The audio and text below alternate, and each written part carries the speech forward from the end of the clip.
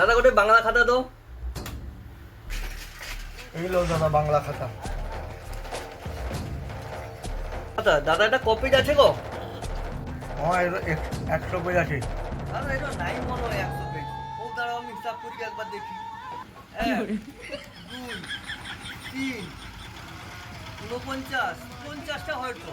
দাদা তুমি হিসাবটা কিরকম করলো? হিসাবটা এরকম হয়নি, হিসাবটা এরকম बाबू ये तुम ठीक हो? 3 4 5 99 100। এলো দাদা টাকা। আর দাদা এটা তো 20 টাকা, আমার তো 40 টাকা হয়। তুমি হিসাব করতে জানো নি?